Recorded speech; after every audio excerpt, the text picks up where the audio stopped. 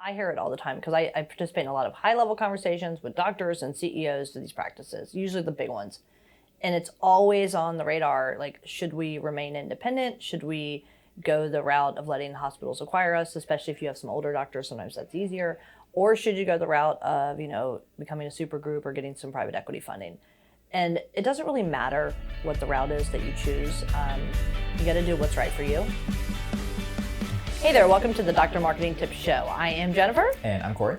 Today we are going to talk about something that I feel like every couple of years we talk about this, and it's hospitals acquiring practices, and now it's private equity acquiring practices, and what the heck are you supposed to do, or should you do anything? Yeah, I mean, I can think of, off the top of my head, in otolaryngology, ophthalmology, gastro practice that we work with. They've all either, pulmonary is another one, they've all either been recently purchased or are going through the process of being acquired. And it just seems like, as of right now, it's happening more and more. It just seems like we're in that part of kind of the cycle. Yeah, I mean, we had that big clinic, big practice orthopedic that we worked with in one market, and they were losing their mind over the last couple of years because one of the hospitals was moving in, and the hospital group, because this clinic, this practice decided not to sell,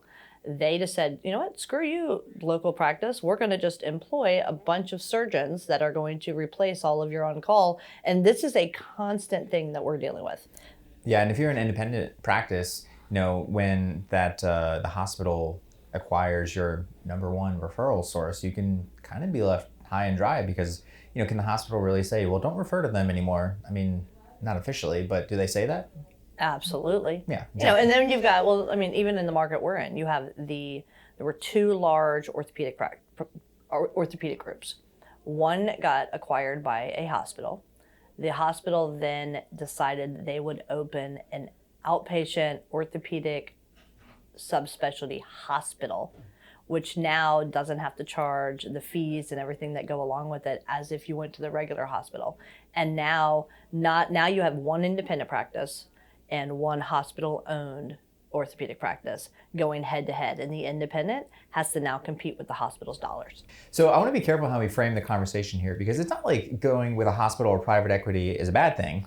Really, we actually work with some private equity groups that are in the process of doing this, and they promise that you're going to be able to maintain your clinical autonomy, and you don't have to worry about any of the headache in terms of staffing and training and paying the bills. They'll just handle all of that stuff, and you get to focus on treating patients. And if you're a provider and you kind of look at it and go, well, apples to apples, if I can just focus on treating patients and somebody else is going to do all the other BS that I don't want to do anyway, that sounds like a pretty sweet deal. Yeah, and it's not always private equity. Sometimes I feel like it's groups that are merging together to become like super groups, and then they go out and get a little bit of funding to help them become a super group. And so then they have the economies of scale.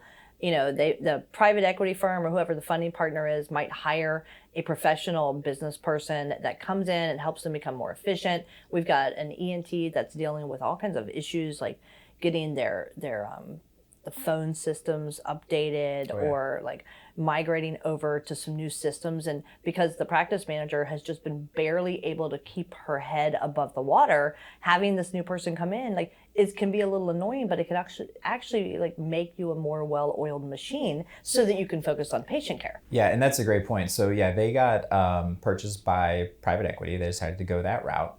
And one of the changes that I've just kind of seen, being in those strategy meetings and kind of shepherding this whole process through and making sure that, we're delivering on all of the things that the practice needs to deliver on, is that there's been a shift in the services that they focus on.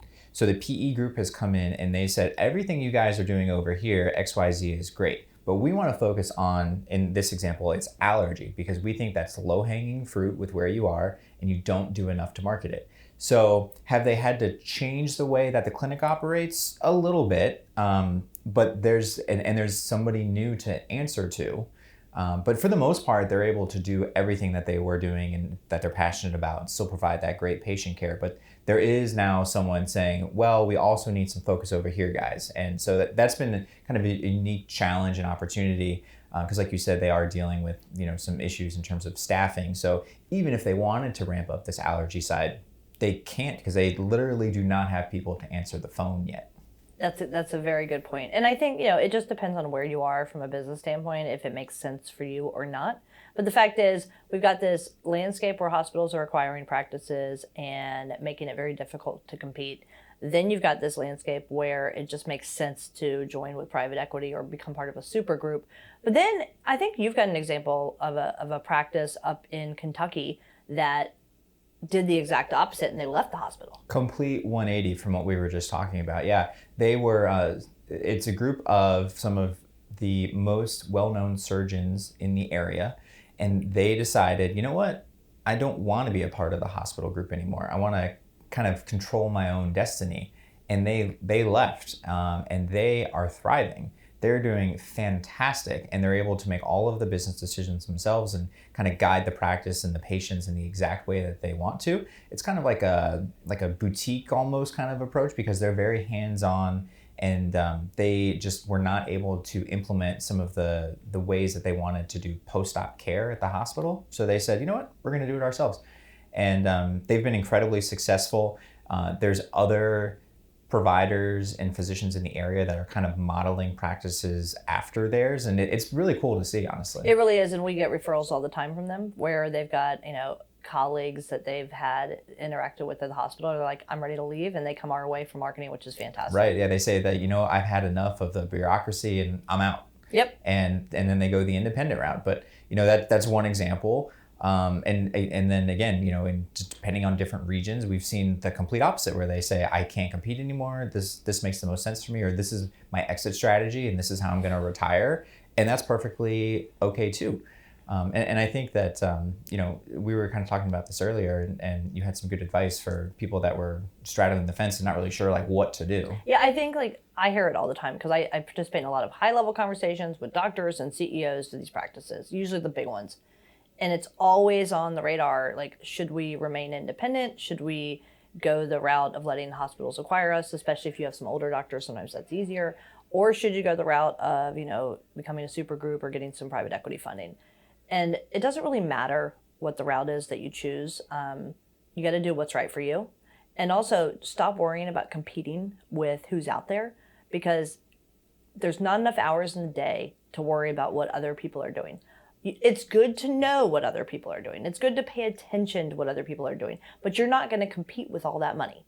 All you can do is focus on yourself. What is that phrase? Like, you do you? You do you. Just you do you. Like, focus on patient care, treat your employees well, treat your patients well, focus on growing your practice, spend dollars and energy on marketing your practice because you always want to be part of the conversation and relevant.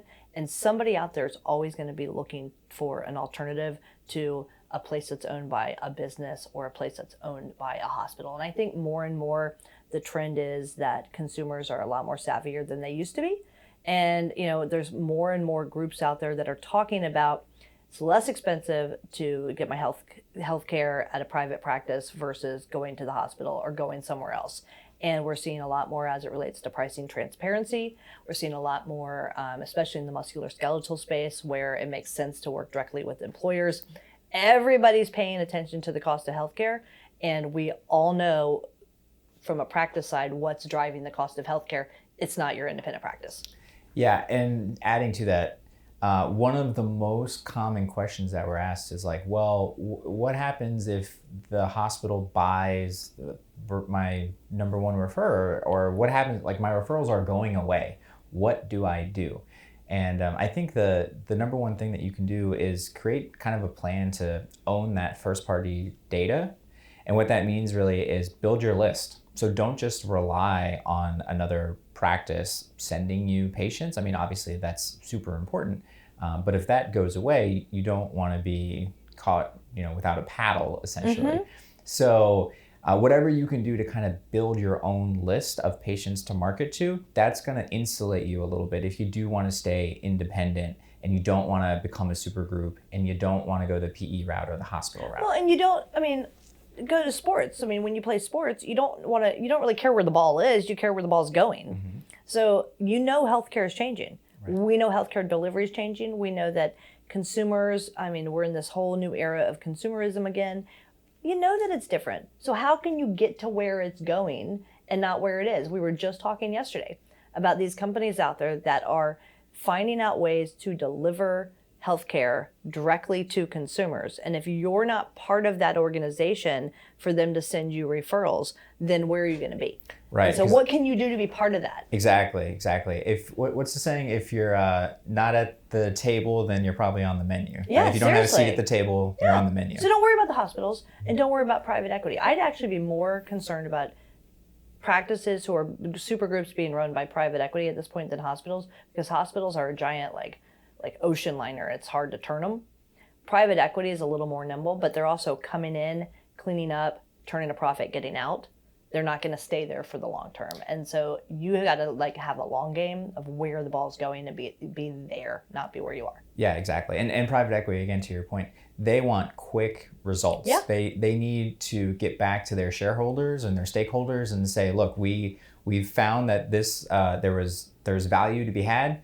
We turned it around, and now we're out. Yeah. So absolutely. I think there's a lot here to unpack, and there's still more. But I think at the end of the day, you can only do you, and you can deliver great work. That's why you got into medicine in the first place. And the rest of it is just be a smart business person and focus on yourself and look to the future, not to the past. Absolutely. Awesome. With that, I'm Jennifer. I'm Corey. We'll see you next time on the Dr. Marketing Tips Show. Thanks a bunch. Thanks, guys.